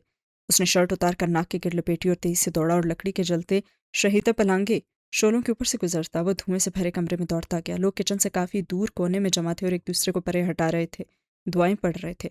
और वो तेज से खिड़कियों की तरफ लपका, शर्ट कहीं गिर गई, नाक में फिर से धुआं जाने लगा, मगर उसको परवाह नहीं थी। वो फ्रेम के किनारे टटोलने लगा, हुक यहीं कहीं थी और यहीं कहीं उसके हाथों ने खिड़की के कुंडे को छुआ। अंदर ताला पड़ा था, मुकफ्फल ताला। Damn it! उसे फिर से खांसी आने लगी। इधर उधर देखा कोई भारी चीज मिल जाए जिसको वो ताले पे दे मारे। साथ खड़ी हलीमा रोते हुए अभी तक खिड़की का शीशा पीट रही थी और चंद अफराद बेहोश पड़े हुए थे। आग अब कमरे में दाखिल हो गई थी। उसने जेब से चाबियों का गुच्छा निकाला, उसमें से एक पिक भी थी जिसे कई सालों से वो जॉब के हिस्से के तौर पे साथ रखता था। उसने तेजी से वो ताले में घुसाई। ताला नया था और गालिबन पुलिस के आने से पहले गार्ड्स ने उतार लेना था। धुएं के बायस वो कुछ देख नहीं सका था, मगर आंखें बंद करके उसने महसूस करना चाहा। 6 पिंस, 1 2 3। वो बारी बारी पिक की मदद से सबको छू रहा था और 4 5 6 एंड क्लिक उसके लबों से निकला। ताला खुल गया। उस वहशियाना अंदाज में ताला नोच कर उतारता और शीशा जोर से परे उसने धकेला। खिड़की खुलती गई और हलीमा तवाज़ुन बरकरार न रख सकी और नीचे गिर गई, मगर वो लपक कर आगे आया, उसे खींच कर बाहर निकाला। वो फ्रेंच विंडोज़ थी, पूरी दीवार की जगह पर हायल थी और उसको लाकर बाहर घास पे डालते साथ वो अंदर की तरफ लपका। इस तरफ आओ, खिड़की की तरफ। अब वो चिल्ला चिल्ला कर धुएं में फंसे लोगों को कह रहा था। वह सब उसके दुश्मन थे, वह सब उसके मुजरिम थे, वह सब उसके गुनहगार थे, मगर वो तो उन जैसा नहीं था। वो उनको पकड़ कर घसीट कर शीशे की खुली दीवार के बाहर ला रहा था। कुछ ने खुला रोज़न देख लिया, कुछ ने नहीं देखा। धक्कम पेल फिर से मच गई थी। बेहोश हुए लोगों को उठाना और खींचना सबसे बड़ा मसला था। आग कमरे में दाखिल हो चुकी थी और फर्नीचर को पकड़ चुकी थी और दरमियान में एक दफ़ा गिरा भी, कहीं दर्द भी हुआ, मगर उसे परवाह नहीं थी। वो बेहोश हुए फातमी को कंधों से घसीट कर बाहर ला रहा था। लाउंज के मेहमानों में से कोई किचन की तरफ आया और जलता बंद दरवाज़ा देखा तो शोर मचा दिया। लाउंज का म्यूजिक थम गया। लोग दीवानों की तरह बाहर लॉन में भागे। महफूज कमरे में बैठे हाशिम को रईस ने तसल्ली दी। लोग बच जाएं या मर जाए, इल्ज़ाम तो फारिस पे ही आएगा। मगर हाशिम की तेवरियां चढ़ रही थी और वो शदीद बरहम नजर आता स्क्रीन पर लाइव फुटेज देख रहा था। इसको यूं खुला नहीं छोड़ना चाहिए था। फर्नीचर को शोले अपनी लपेट में ले रहे थे, बहुत से लोग बाहर निकल चुके थे और अब सब्जाजार पे गिरते हुए भागते आते जा रहे थे। और वो इलियास फातमी खींच कर बाहर लाया, फिर उसे घास पे डाला और वही घुटनों पे हाथ रखे झुके खड़े गहरे सांस लिए और तमाम शनासा मुजरिम बाहर आ चुके थे। लाउंज के महफूज मेहमान वहां से निकलकर उनकी तरफ नहीं आए थे, वो पार्किंग की तरफ भाग रहे थे, अपनी जान बचाने, अपनी गाड़ियों की तरफ। अजब कयामत का आलम था और अफरा तफरी था कम्पील। कमरा जल रहा था, धुएं के मरगुले उठकर फजा में गुम रहे थे। ऐसे वो इस दहकते हुए जहन्नुम के सामने खड़ा गहरे गहरे सांस ले रहा था, निढाल, जख्मी, लेकिन उसके अंदर इत्मीनान भर रहा था कि उसने उनको बचा लिया और सब ठीक हो गया था। अब्बा, अब्बा! और तब उसने वो हलक फाड़ कर चीखने की आवाज़ सुनी और शनासा आवाज़। उसने गर्दन मोड़ी। लाउंज के भागते मेहमानों में से सिर्फ एक मेहमान दौड़ता हुआ उसकी तरफ आ रहा था। नौजवान लड़का जो अपने बाप को पुकार रहा था, खावर का बेटा। और फारिस गाजी का सांस तक रुक गया। मेरे अब्बू कहाँ हैं? वो दौड़ दौड़ कर एक शख्स के पीछे भाग रहा था। किसी ख्वाब किसी कैफियत में फारिस ने गर्दन घुमाई। लोग भाग रहे थे निजात की तरफ, बचाव की तरफ। वहाँ कोई व्हील चेयर नहीं थी, वहाँ तो कोई खावर भी नहीं था। और वह तेजी से लड़के की तरफ भागा। खावर कहाँ है? वो शोर के बायस चिल्लाकर लड़के को कंधे से झंझोड़ कर पूछ रहा था। अब्बू को कारदार साहब ने उस कमरे में बुलवाया था, मुझे नहीं जाने दिया। मेरे अब्बू अंदर है, मेरे अब्बू को निकालो। वो ऊंचा ऊंचा रो रहा था, हाथ पैर मार रहा था। मेरे अब्बू चल नहीं सकते, मेरे अब्बू चीख नहीं सकते। और उसने मजीद कुछ सुना नहीं। वो पलटा और जलते कमरे की तरफ दौड़ा। किसी ने आवाज़ लगा कि उसे रोका, मना किया। शायद वो डॉक्टर एमन थी। उसे कह रही थी कि सब आ चुके हैं, एक शख्स के पीछे वो अंदर को ना जाए। वो शख्स शायद मर चुका हो, वो वापस आ जाए, मगर उसने कुछ सुना ही नहीं। वो धुएं से भरे कमरे में भागता चला गया। خاور خاور وہ چلا رہا تھا اور جانتا تھا کہ وہ آواز نہیں دے سکتا، مگر پھر بھی ادھر ادھر دوڑتا چلا جا رہا تھا اور شروع میں تو کچھ نظر نہیں آیا۔ وہ مزید آگے بڑھا اور تب اسے دھوئیں کی گھنی چادر میں ویل چیئر نظر آئی۔ وہ کونے میں تھا، بالکل کونے میں، اور فارس اس کی طرف دوڑا۔ چھت سے لکڑی کے ٹکڑے جل جل کر نیچے گر رہے تھے مگر اس نے پرواہ نہیں کی۔ وہ جلتے فرنیچر کو ٹھوکریں مارتا دوڑتے ہوئے ویل چیئر کے قریب آیا۔ خاور کا چہرہ سرخ پسینے میں بھیگا تھا، آکسیجن ماسک منہ پہ لگا تھا اور آنکھوں سے آنسو بہہ رہے تھے، اور وہ سفید سائے ایک دفعہ پھر سے آگے پیچھے نظر آنے لگے۔ اسے ملامتی نظروں سے دیکھ رہے تھے مگر دل کی سفیدی سارے کالے دھوئیں پہ حاوی تھی۔ اس نے ویل چیئر کو زور سے آگے دھکیلا۔ وہ آگے دوڑتی گئی اور خاور کا بیٹا دھوئیں کی چادر کے پار کھڑا تھا۔ اس نے بھاگ کر ویل چیئر کو تھاما اور باہر نکالتا لے آیا، اور فارس نے وہیں کھڑے کھڑے ایک گہری کالی سانس لی، اور اسی پل پیچھے سے کسی نے اسے ٹھوکر ماری۔ وہ لڑکھڑا کے آگے کو گرا۔ حملہ اتنا غیر متوقع تھا کہ وہ سنبھل ہی نہ پایا۔ اٹھنے کی کوشش کرتے اس نے گردن موڑی اور پیچھے زخمی سیاہ کالک چہرے پہ لگائے پھٹے جلے کپڑوں والا ہاشم کھڑا تھا۔ اس کے عقب میں راہداری میں کھلتا دروازہ تھا۔ غالباً وہ ابھی اندر آیا تھا، اور فارس کے بازو میں ایک دم قوت سی بھر گئی اور وہ اٹھا اور زور سے ہاشم کا گریبان پکڑا۔ گھٹیا آدمی، مکہ مارنا چاہا مگر مار نہیں سکا۔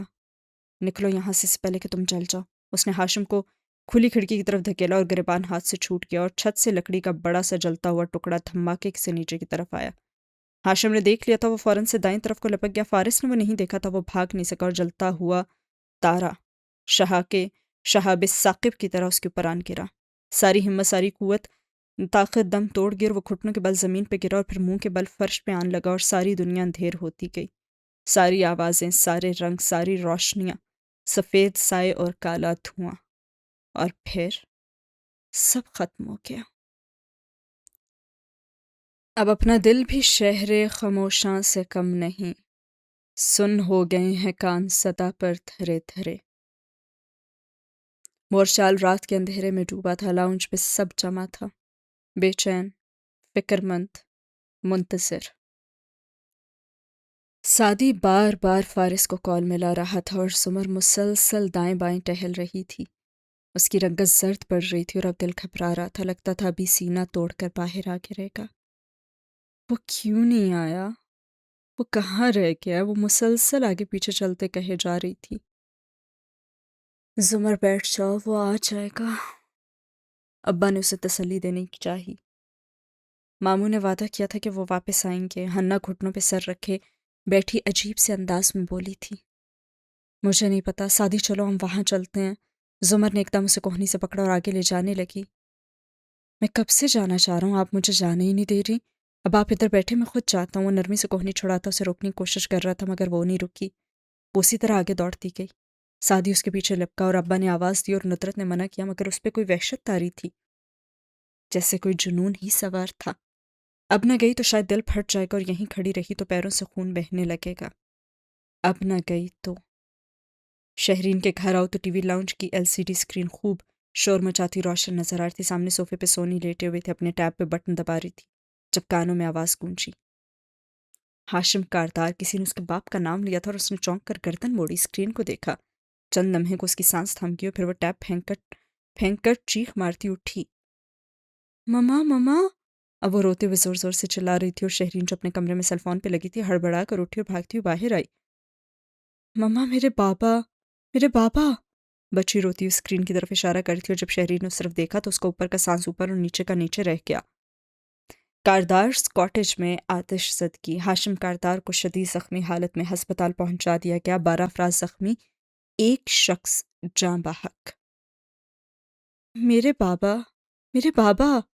سونیا اب زور زور سے چیخ رہی تھی۔ سعدی ڈرائیو کر رہا تھا اور زمر ساتھ بیٹھی مسلسل انگلیاں اضطرابی انداز میں مروڑ رہی تھی اور وہ لبوں پہ کچھ پڑھ بھی رہی تھی مگر ہر شے بار بار دھندلی ہو جاتی، پھر منظر صاف ہوتا، پھر کالے دھوئیں جیسی دھند چھا جاتی۔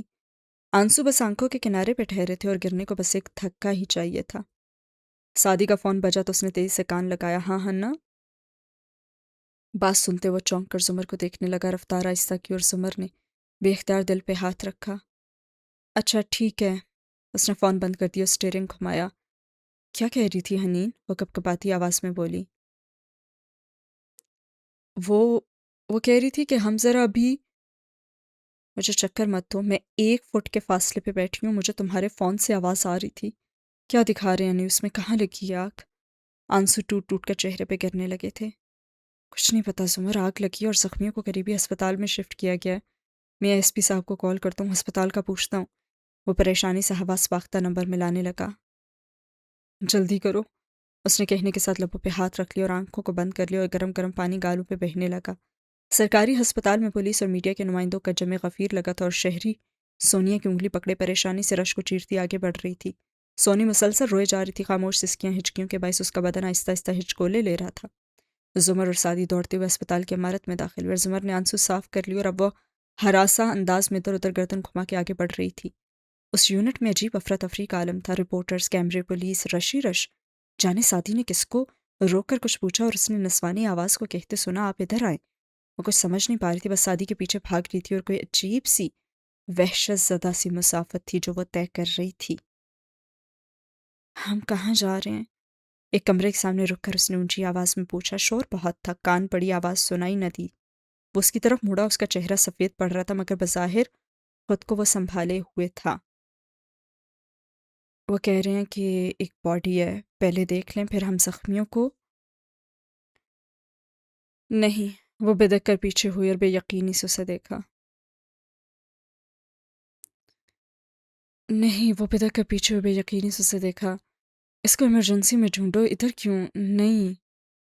हाँ हाँ, वो कोई और होगा। वो उसके कंधों से थाम कर तसल्ली देने लगा। मगर इसके लवाहिकीन नहीं आए और उनको इसकी शनाख्त करनी है, इसके लिए मैं एक दफ़ा देख लूँ। वो टूटी फूटी उम्मीद से कहता आगे बढ़ने लगा मगर जुमर ने ज़ोर से उसकी कोहनी दबोची। नहीं। वो नफ़ी में सर हिला रही थी और आंसू गिर रहे थे। मैं कह रही हूँ वो फारिस नहीं होगा, उसको कहीं और ढूंढते हैं ना। मैं आता हूँ। वो बामुश्किल अपना बाजू छुड़ा पाया था और जुमर ने पीछे जाने को कदम उठाए मगर पैर लड़खड़ा गए। उसने दीवार का सहारा लेते हुए खुद को संभाला था और फिर दीवार से टेक लगाए खड़ी हो गई। आंखें बंद किए गहरे गहरे सांस लेने लगी, लेकिन सारा मसला यही था कि आंखें बंद करने पे फौरन आंखों के सामने ही आ जाता था। जुमर बीबी आप, वो मुस्कुराते हुए कुछ कह भी रहा था। नए घर की बातें, चिड़िया घर में न रहने की बातें, यूनिवर्सिटी की 2 लड़कियां जो उसको पसंद थी उनकी बातें। उसने आंखें खोली। यहाँ भी क़यामत सी क़यामत थी, वो कहाँ जाए? सादी दरवाज़ा खोलकर बाहर निकला तो वो हिल नहीं सकी, आवाज़ नहीं निकाल सकी, आंसू नहीं रोक सकी। उसके करीब आया। जुमर ने नफ़ी में सर हिलाया। वो फारिस नहीं था ना? मुझे मत बताओ। मुझे कुछ नहीं सुनना। वो उसे कुछ भी कहने से रोकना चाहती थी मगर वो आगे आया और उसे गले लगाया। जुमर का सांस थम गया और फिर उसका सर थपकते हुए धीरे से बोला, मरने वाला नयाज बेग था, वो फारिस गाजी नहीं था। और वो करंट खाकर उससे लेता हुई बेयकीनी से उसे देखा। वो फारिस नहीं था तो फारिस कहाँ है? आए उनको वार्ड में ढूंढते हैं। वो उसका हाथ पकड़ के आगे चलने लगा और उसे लगा वो पानी पे चल रही है। जिस्म, दिमाग, हर शय सुन्न हो गई थी और आंसू बहना रुक गए थे। मिसेस जुमर, वो आगे जाते जाते पलटी और राहदारी के इख्तिताम पे डॉक्टर एमन खड़ी नजर आई और शॉल लपेटे वीरान चेहरा लिए जैसे अभी बिस्तर से उठी हो। फारिस कहाँ? अल्फाज टूट गए। वो जख्मी है मगर ठीक है, उसको मैंने मना भी किया था मगर वो करीब आते हुए तलखी से हंसी। अगर वो खावर को बचाने के लिए आग में कूद पड़ा। वो ठीक है? सुमर दौड़ कर उसके पास की। वो सख्त हरासा थी। हाँ, उसकी कमर और टांग पे जख्म आए हैं। उसके ऊपर लोहे का टुकड़ा आकर लगा था। चंद बर्न्स भी हैं मगर इस वक्त छत पे लगे आग बुझाने वाले शॉवर पानी गिराने लगे जो पहले बिल्कुल काम नहीं कर रहे थे। हाँ, उसी वक्त छत पे लगे जो आग बुझाने वाले शॉवर पानी थे ना, वो उस पे गिरने लगे थे। तो उसकी बहुत बचत हो गई है। और सुमर ने गहरी सांस ली। आप ठीक हैं? सादी ने रस्मन पूछ ही लिया। मैं? जख्मीपन से मुस्कुराई। मैं हर आग सरवाइव कर जाती हूँ, ठीक हूँ। हाँ, फारिस को वार्ड्स में ढूंढिए। और वो दोनों पूरी बात सुने बगैर आगे को भागे और रेमन उसी जख्मी मुस्कुराहट से उनको भागते देखती रही। फिर वो मुड़ी तो किसी पे निगाह पड़ी। जख्मी मुस्कुराहट खुशी भरी मुस्कुराहट में ढल गई। उसने हाथ के इशारे से उसको अपने पास बुलाया, इधर आओ। मुझसे क्या पूछते हो? शहर वफा कैसा है? ऐसा लगता है सलीबों से उतर कर आया है। वार्ड में किसी ने किसकी तरफ इशारा किया, किसने किसकी तरफ। वो दोनों तेज तेज कदमों से चलते आगे बढ़े। बेड्स की तवील कतार में जा बजा पर्दे लगे हुए थे और सादी एक पर्दा हटाता तो बिलाखिर वो बिस्तर पे लेटा नजर आ ही गया। आंखें बंद थीं। गालिबन नशावर अद्वियात के जेर असर था और चेहरों पे जख्मों के निशान थे। 2 नर्सें सर पे मौजूद थीं और सादी ने गहरी सांस ली और मुड़ के देखा और जुमर पीछे आ रही थी। उसने रास्ता छोड़ दिया। वो तेज से आगे आई। फारिस को देखकर कदम जंजीर हुए। बेजान पत्थर का बुत, आंखों में ढेर सारा दुख। اسے کبھی بیمار کبھی یوں بے ہوش نہیں دیکھا تھا، اور آج پتہ چلا کہ اسے ایسے دیکھنے میں کتنی اذیت تھی۔ فارس، وہ لپک کر اس کے قریب آئی، پھر اضطراری انداز میں سر پہ کھڑی نرسز سے بولی، یہ ٹھیک ہے نا؟ وہ ٹھیک ہو جائے گا نا؟ آہستہ بولے، مریض کے سر پہ شور نہ کریں، نرس نے بیزاری سے کہا۔ وہ ہوش میں آ رہا تھا مگر تکلیف میں تھا، اسے انجیکشن لگایا ہے۔ اور زمر کچھ دیر بھیگی نظروں سے اسے دیکھتی رہی، پھر آنسو رگڑ کر صاف کی اور غصے سے سعدی کی طرف گھومی۔ کیا کہا تھا میں نے تمہیں؟ ہاں؟ اس نے دونوں ہاتھوں سے اس کے سینے پہ زور دے کر اسے پرے دھکیلا۔ کیا کہہ رہی تھی میں؟ اس کو زخمیوں میں ڈھونڈو، مگر تم پہلے ادھر ڈیڈ باڈی کے پاس چلے گئے۔ تمہیں شرم نہیں آئی؟ ہاں، تمہیں کوئی احساس بھی نہیں ہوا؟ وہ اب غصے اور بے بسی سے اس کے سینوں کو تھپڑوں مٹھیوں سے مار رہی تھی، اور آنسو پھر سے بہنے لگے تھے۔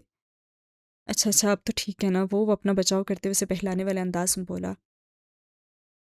آپ کو انہیں میرے پیچھے جانے ہی نہیں دینا چاہیے تھا۔ کیسے نہ جانے دیتی؟ ہاں، تم ہمارے ساتھی ہو، ہمیں ہمیشہ تمہاری حفاظت کرنی ہے۔ اور ساتھ ہی زور سے اس کے کندھے پہ تھپڑ مار کر اسے پرے ہٹایا، اور سعدی نے برا سا منہ بنایا۔ واہ، یہ صاحب تو آپ کو زہر لگا کرتے تھے۔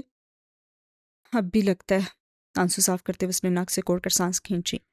مگر تم نے مجھے اتنا ڈرا دیا ہے، اور سعدی میں کتنی ڈر گئی ہوں۔ اب نے ڈھال سے بیٹھ کے کنارے بیٹھ کے اور سر دونوں ہاتھوں میں گرا لیا اور تھکان سے مسکرایا۔ چلیں آپ بیٹھیں، میں ان کو روم میں شفٹ کروانے کا بندوبست کرتا ہوں، اور گھر فون بھی کرتا ہوں۔ اور زمر نے تیز سر اٹھایا۔ سب کو مت بتانا کہ وہ زخمی ہے، یوں ہی وہ پریشان ہوں گے۔ زمر، وہ اسی طرح مسکرایا۔ ہمیں ایک دوسرے سے اب کچھ نہیں چھپانا۔ میں اگر کاردارز کاٹیج بھی جاتا تو میں بتا کر جاتا۔ آپ بیٹھے، میں آتا ہوں۔ اسے تسلی دیتا وہ باہر کو نکل گیا، اور وہ گردن موڑے فکر مندی سے فارس کو دیکھنے لگی، جو آنکھیں بند کیے غنودگی کے عالم میں تھا۔ I hate you فارس قاضی، I really really hate you۔ وہ بے بسی بھرے دکھ سے اس کے ساتھ ہاتھ پہ ہاتھ رکھتے ہوئے بولی تھی، اور وہ بے خبر سو رہا تھا۔ کیسے ہیں لوگ، ان کی تمہیں کیا ہی مثال دوں؟ جا کر مجسمے کہیں پتھر کے دیکھ لو۔ اسی اسپتال کے پرتعیش اور نفاست سے سجے ایک پرائیویٹ روم میں ہاشم کاردار صوفے پہ ٹانگ رکھے براں جمع تھا۔ ہسپتال کی شرٹ اور ٹراؤزر میں ملبوس وہ بظاہر زخمی دکھائی دیتا تھا۔ ہاتھ پہ پٹی بھی بندی تھی، ماتھے پہ اور سر پہ بینڈیج بھی تھی، مگر چہرے پہ سکون تھا، اور دلچسپی سے دیوار پہ لگی ٹی وی اسکرین کو دیکھ رہا تھا۔ وہ لوگ بچ گئے، مگر اٹ ورکڈ ہے نا؟ مسکرا کے ساتھ ہاتھ بندے کھڑے رئیس کو اس نے دیکھا۔ جی سر، مگر انہوں نے آپ کو کمرے سے باہر جاتے دیکھا تھا۔ اس سے خیال آیا، اتنی افراتفری میں کسے یاد رہنا ہے کہ میں کمرے میں تھا یا نہیں؟ ٹی وی چینلز کو دیکھو، مجھے پروموٹ کر رہے ہیں۔ یس سر، رئیس جوش سے بتانے لگا۔ ہمارے پاس غازی کی بھی فوٹیج ہے، وہ بھی وہیں موجود تھا۔ الزام تو اس کے ہی سر ڈال دیں گے نا، یا اس کو بھی ہاتھ سے ہی کہیں گے۔ آپ پہ کوئی شک نہیں کرے گا۔ میڈیا آپ کو ہیرو بنا کر پیش کر رہا ہے، بار بار اینکرز گلا پھاڑ پھاڑ کر کہہ رہے ہیں کہ ہاشم کاردار نے ابھی چند دن پہلے عدالت میں اپنے خاندان کی بے گناہی ثابت کی تھی۔ ویری گڈ، وہ محسوس ہو کر اسکرین کو دیکھ رہا تھا۔ ہم کرائسس سے نکل آئے، رک کر تسی کی۔ میں تو ہر کرائسس سے نکل آیا، کوئی میرا کچھ نہیں بگاڑ سکا، نہ عدالت، نہ قانون، نہ میری ماں۔ میں نے ہر شے کو سروائیو کر لیا۔ میں رئیس سب سے بڑا سروائیور ہوں۔ فیصلے کی گھڑی آ بھی گئی، مگر میں اپنے قدموں پہ کھڑا ہوں، وہ گردن اکڑا کر کہہ رہا تھا۔ اور اب ہم نئی شروعات کرنے جا رہے ہیں۔ ہم نئے کاروباری دوست بنانے جا رہے ہیں، نئے پارٹنرز، نئے مواقع، نیا گھر۔ وہ تمانیت سے بولا تھا، اور پھر گھڑی دیکھی۔ کتنی دیر ہے؟ بس سر، میڈیا کو آپ کا انتظار کروا رہا ہوں، گھنٹے بعد آپ باہر نکلیں گے اور میڈیا سے سامنے علل اعلان کہیں گے کہ یہ سب فارس غازی نے عدالتی شکست کا بدلہ لینے کے لیے کیا ہے، اور فی الحال عوام کو آپ سے ہمدردی ہے، تو میڈیا کو بھی آپ سے ہمدردی ہے، سب آپ ہی کا یقین کریں گے۔ زبردست، وہ مسکرا کے ٹی وی کو دیکھنے لگا۔ It did work after all۔ فیصلے کی گھڑی آ چکی تھی، مگر ابھی بیتی نہیں تھی۔ جو نفس تھا خار گلو بنا، جو اٹھے تو ہاتھ لہو ہوئے، وہ نشاط آہ سحر گئی، وہ وقار دست دعا گیا۔ بالائی منزل میں نوشرواں کے کمرے کی بتی روشن تھی، بیڈ پہ بیگ کھلا پڑا تھا اور وہ اس میں کپڑے رکھ رہا تھا، پاسپورٹ، سفری دستاویزات، لیپ ٹاپ سب بکھرا ہوا تھا۔ صبح اس کی فلائٹ تھی اور وہ جلد از جلد تیاری مکمل کرنا چاہتا تھا۔ اسے 1 منٹ بھی اس گھر میں اضافی رہنا منظور ہی نہ تھا۔ دستک ہوئی تو اس نے بیزار سا یس کہا اور خود کپڑے طے کرتا رہا۔ سر، پیونہ اندر داخل ہوئی۔ کاردار صاحب ہسپتال میں؟ اطلاع دی۔ معلوم ہے، سارا شہر جانتا ہے میرے بھائی کا کوئی نیا ڈرامہ ہے۔ کیا فارس کو بھی زخم آیا؟ نیوز میں بتا رہے ہیں۔ مجھے ان میں کوئی دلچسپی نہیں ہے۔ اس نے بیزاری سے بیگ کا ڈھکن دے مارنے والے انداز میں بند کیا۔ آپ کہاں جا رہے ہیں؟ وہ حیران ہوئی۔ مجھے امریکہ میں نوکری مل گئی، اب زیادہ سوال نہ کرو اور جاؤں یہاں سے۔ اس نے ہاتھ جھلا کر اسے اشارہ کیا اور فوراً یس سر کہہ کر باہر نکل گیا۔ وہ جھک کر سفری دستاویزات اٹھا اٹھا کر دستی بیگ میں ڈال رہا تھا۔ آخر میں چونکا۔ بیگ کے اندر اس کا ایک کلاک پستول رکھا تھا۔ یہ وہ نہیں تھا جس سے اس نے سادی کو مارا تھا، یہ اس کی کلیکشن میں سے ایک اور تھا۔ وہ چند لمحے اسے دیکھتا رہا، پھر اسے نکالا اور سامنے ٹیبل کے دراز میں ڈال کر بند کر دیا، پھر ہاتھ صاف کیا جیسے بہت سا اندیکھا مایا صاف کیا ہو۔ نئی زندگی میں اس کی جگہ تو تھی نہیں، ہرگز نہیں، ورنہ یہ تیز دھوپ تو چپتی ہمیں بھی ہے، ہم چپ کھڑے ہوئے ہیں کہ تو صاحبہ میں ہے۔ فارس نے آنکھیں کھولی تو سفید دیواریں خوب روشن نظر آ رہی تھیں۔ اس نے نکاہت سے پلکیں جھپکی، منظر واضح ہوا۔ ہسپتال کمرہ، اس نے کوہنی کے بل اٹھ کر بیٹھنا چاہا تو ایزی ایزی، سادی اس کے سرہانے کھڑا دونوں ہاتھ اٹھا کر کہہ رہا تھا، اور فارس نے بدقت سے دیکھا، پھر گردن موڑی۔ ندرت، حنین، زمر، سیم سب کمرے میں موجود تھے۔ اونچی آواز میں خوشگپیاں جا رہی تھیں اور وہ اٹھ نہیں سکا۔ کمر اور ٹانگ میں درد کی لہریں اٹھی تھی اور گہرے گہرے سانس لیتے ہوئے واپس سر تکیے پہ اس نے رکھ دیا۔ تھوڑی بہت مکافات عمل والی فیلنگ آ رہی ہے؟ سادی اس کے قریب جھکا، مسکراہٹ دبائے پوچھنے لگا، وہ جو میرے ساتھ کینڈی میں کیا تھا یاد ہے؟ وہ زخم جو مجھے دیے تھے؟ زیادہ بک بک مت کرو، فارس نے ناگواری سے کہہ کر آنکھیں شدت ضبط سمیٹ لیں اور سادی مسکرا کر سیدھا ہوا۔ اسی لیے کہتے ہیں کسی معصوم کی بد دعا نہیں لیتے۔ فارس وہ اسے جاگتے دیکھ کر صوفے سے اٹھ کر سامنے آئی۔ گھنگریالے بال آدھے کیچر میں بندھے تھے اور ناک گلابی پڑی تھی، البتہ وہ خوش و فریش نظر آ رہی تھی۔ اور کیسا محسوس کر رہے ہو؟ جیسے جیل میں دوبارہ پہنچ گئے ہو ہم؟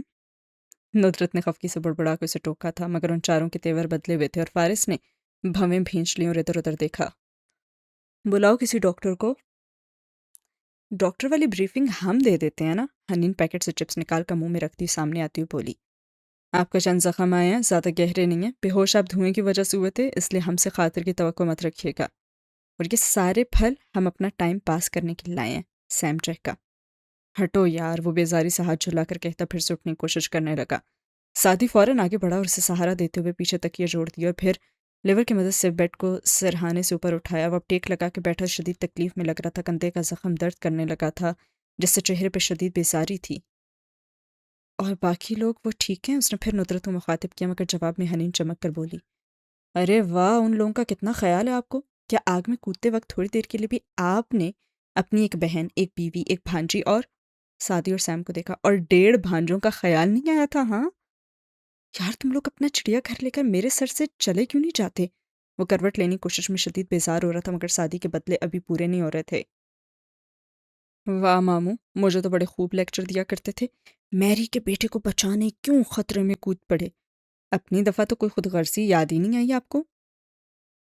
اب کہ فارس نے صرف غسیلی آنکھوں سے اسے دیکھا تو وہ فوراً مصالحتی انداز میں ہاتھ اٹھائے قدم قدم پیچھے ہٹنے لگا۔ جا رہا ہوں جا رہا ہوں۔ ندرت اب تینوں کو جھڑک رہی تھی اور پھر بڑے ابا کو فون کرنے اٹھ گئی۔ کمرے میں سگنل اچھے نہیں تھے، باری باری سب باہر کھسک گئے۔ اب وہ دونوں تنہا تھے۔ وہ اس کے قریب کھڑی گلاس میں چمچ ہلاتی کچھ مکس کر رہی تھی اور ساتھ ہی مسکرا کے اسے دیکھ بھی رہی تھی۔ باقی سب قدر پرسکون ہوا تو نقاہت زدہ نظروں سے اسے دیکھتا دھیمی آواز میں پوچھنے لگا، نیاز بیگ ایکسپائرڈ ہو کیا؟ سانس گھٹنے کی وجہ سے، باقی سب ٹھیک ہیں۔ پھر گہری سانس لی۔ ہاشم تو ہیرو بن چکا ہے، جو بھی زخمی ہو جائے عوام کی ہمدردی سمیٹ لیتا ہے، اور یقیناً سارا الزام میرے سر ڈال دیا ہوگا۔ ابھی دیری کتنی ہوئی ہے حادثے کو؟ ابھی تو وہ باہر بھی نہیں نکلا، اور وہ ڈال بھی تو بھی کیا، وہاں سب نے تمہیں لوگوں کو نکالتے اور بچاتے ہوئے دیکھا ہے۔ واٹ ایور، اس نے سر جھٹکا اور وہ گلاس پکڑے اس کے قریب آئی اور اس کے کندھے کو چھوا۔ گڈ جاب غازی، وہ کراہا۔ یہ بات آپ تندرست کندھے کو بھی تھپک کر کہہ سکتی تھیں۔ اوہ سوری، مجھے تو بھول ہی گیا تھا، وہ تپی مسکراہٹ کے ساتھ بولی، ورنہ چاہتے ہوئے بھی مسکرا دیا۔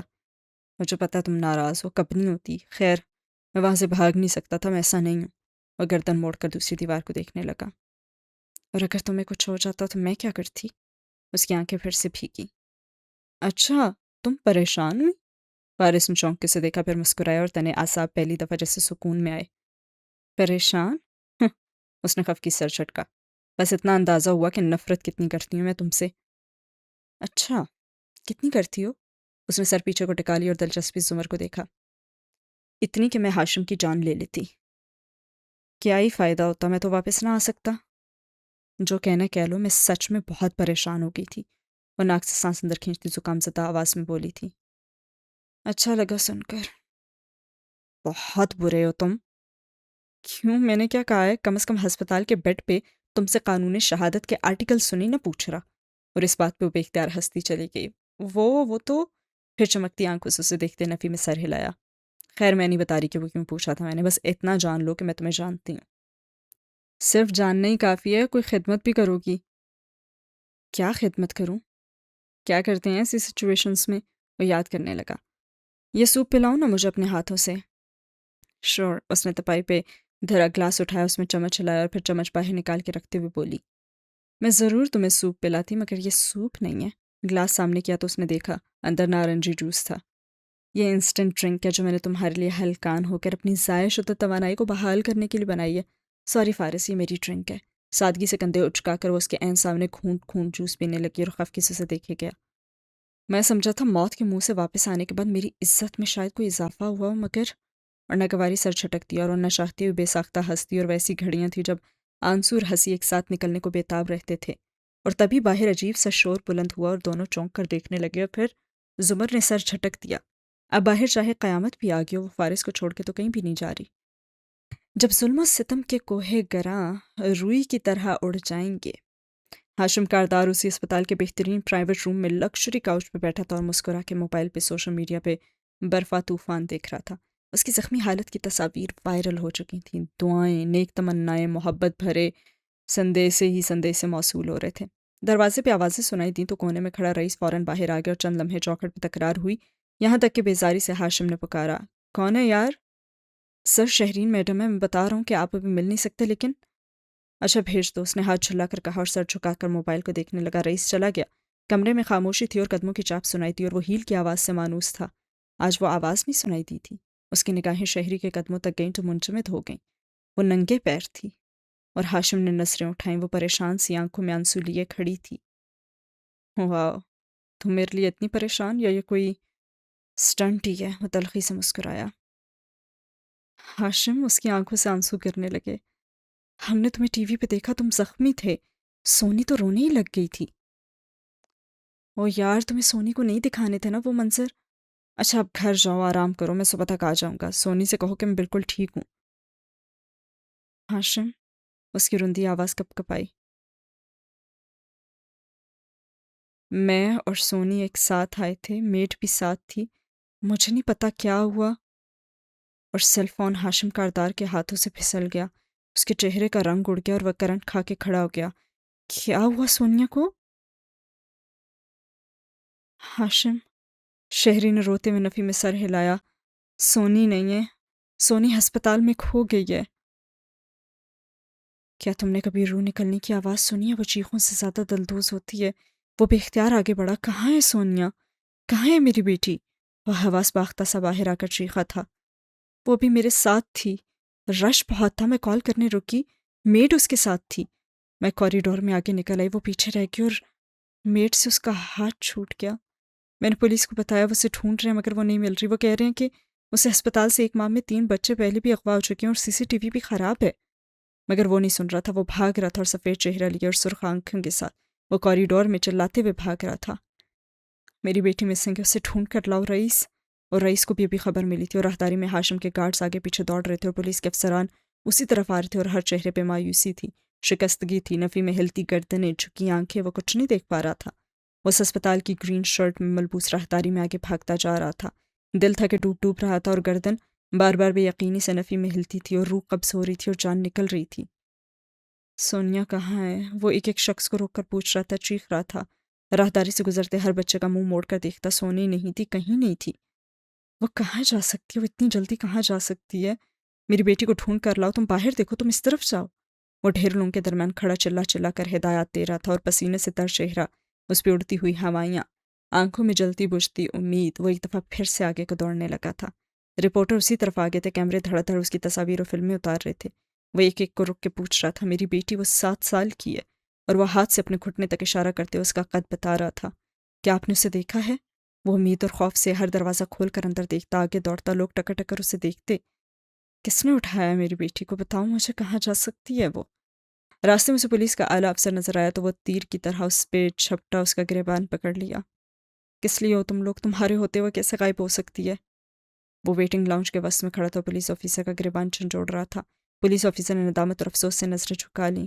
سر، ہم اپنی پوری کوشش کر رہے ہیں، ان لوگوں کو قرار واقعی سزا دلائیں گے ہم۔ سزا مائی فٹ، اس کو پر دھکیل کر چلایا، مجھے میری بیٹی چاہیے، میری بیٹی کو لے کر آؤ، ایسے کیسے وہ کہیں جا سکتی ہے؟ وہ چاروں طرف گھوم گھوم کر دیکھ رہا تھا اور لوگ ہجوم کی صورت وہاں کھڑے خاموشی سے تماشا دیکھ رہے تھے۔ ان میں ندرت بھی تھی اور ساتھی حنین اسامہ ان کے ساتھ کھڑے شل سے نظر آ رہے تھے۔ ہاشم کو اپنا سر گول گول گھومتا محسوس ہو رہا تھا اور رئیس پھولے سانس کے ساتھ بھاگتا آ رہا تھا۔ سر، CCTV کیمرے میں عرصے سے خراب پڑے ہیں، اسپتال کی بہت سی ایگزٹس ہیں، شاید وہ اب تک بچی کو لے کر نکل گئے ہوں گے۔ ہاشم تیزی سے آگے بڑھا، قوت سے ایک مکہ اس کے منہ پہ دے مارا اور رئیس دیور کر کے پیچھے کو ہٹا۔ مجھے میری بیٹی چاہیے، مجھے میری بیٹی لا کر دو، وہ سرخ پھبو کا چہرے کے ساتھ چلایا تھا اور دو سپاہیوں نے اسے آرام سے سر آرام سے کہتے کندھوں سے تھام کر روکا، ورنہ وہ شاید رئیس کے ٹکڑے کر دیتا۔ کون لے کر گیا ہے میری بیٹی کو؟ چاروں طرف دیکھ کر اب کے پریشانی اور صدمے سے شکست خوردہ انداز میں چلا رہا تھا۔ ایسے کون کرتا ہے؟ ہسپتال سے کسی بچی کو کون غائب کراتا ہے؟ اور ندر ذوالفقار یوسف نے آنکھیں بند کر کے ایسے کرب میں ڈوبی آ بھری تھی اور اس کے تینوں بچوں نے اس کے کندھوں کو بازوؤں سے خود کو لگایا تھا اور سب کی آنکھوں میں ترہم تھا، خوف تھا ہاشم کے لیے اور اعمال کے نتائج کے لیے۔ ایسے کون کرتا ہے؟ ہاشم سرخیلی آنکھوں سے ایک ایک کا چہرہ لیے ٹوٹے دل سے پوچھ رہا تھا، اور اس کو ابھی تک سپاہیوں نے تھام رکھا تھا اور اس کے گارڈ ادھر ادھر بھاگ رہے تھے اور فون ملا رہے تھے۔ کسی کا بچہ ایسے کون اٹھاتا ہے؟ بچوں سے کون دشمنی کرتا ہے؟ اور نڈھال سے ایک کرسی پہ گر گیا تھا اور آنسو اس کے چہرے پہ گر رہے تھے اور صدمے سے چور آنکھیں بھی ہر طرف دیکھتی تھی۔ رپورٹر سے پوچھ رہے تھے کہ آگ والے واقعے کا ذمہ دار کون ہے، مگر ہاشم نے سر دونوں ہاتھوں میں گرا لیا۔ اسے معلوم تھا اغوا ہوئے بچے واپس نہیں ملتے، اور یہی جان کر وہ چہرہ ہاتھوں میں چھپائے ٹوٹا بکھرا رو رہا تھا۔ Sonia was all I had, ایسے کون کرتا ہے؟ وہ یہی دو فکریں دہرا رہا تھا اور ندرت کے تینوں بچے ان کے مزید قریب ان سے تقریباً لپٹ ہی گئے تھے، اور شہر کی ایک سنسان خاموش سڑک پہ ڈرائیو کرتی ایمن فون پہ کسی سے کہہ رہی تھی، آپ کی مدد کا شکریہ، آج ہاشم سے تمام انتقام ہم نے لے لیے ہیں، اب آگے؟ فون پکڑے اس کے ہاتھ میں اب وہ ہیرے کی انگوٹھی تو نہیں تھی۔ سین ہوا ختم، اسی کے ساتھ اس ایپیسوڈ کو بھی کرتے ہیں ختم۔ یہ تھی سیکنڈ لاسٹ ایپیسوڈ نمل کی۔ کیسی لگی آج کی یہ ایپیسوڈ؟ فائنلی ہمیں جو زوال ہے ہاشم کاردار کا وہ نظر آ ہی گیا۔ سونی کے بارے میں پچھلی ایپیسوڈ میں نے بات کی تھی کہ وہ سب سے بڑی اس کی کمزوری تھی اور کسی کی نظر ابھی تک اس کی طرف نہیں گئی، اور آج اس ایپیسوڈ میں وہ ہو ہی گیا۔ یہ چوٹ اس کے لیے سب سے بھاری تھی، اس کی ماں، اس کے باپ، اس کے بھائی، اس کی بیوی، اس کی محبت سادی، ہر سے بھاری، because Sonia was all I had. Sonia was all I had, صرف ایک سونیا ہی تو اس کے پاس بچی تھی، اس کی بیٹی۔ کیسی لگی آج کی ایپیسوڈ ضرور بتائے گا کامنٹ سیکشن میں، اور اب ہم ملیں گے اگلی ایپیسوڈ میں جو کہ اس ناول کی لاسٹ ایپیسوڈ ہے۔ تو چینل کو کر لیجیے فٹافٹ سے سبسکرائب، اور آگے کیا ہونا چاہیے ریکارڈ اس کے لیے دیجیے گا سجیشنز بھی۔ ملتے ہیں اگلی ایپیسوڈ میں، اللہ حافظ۔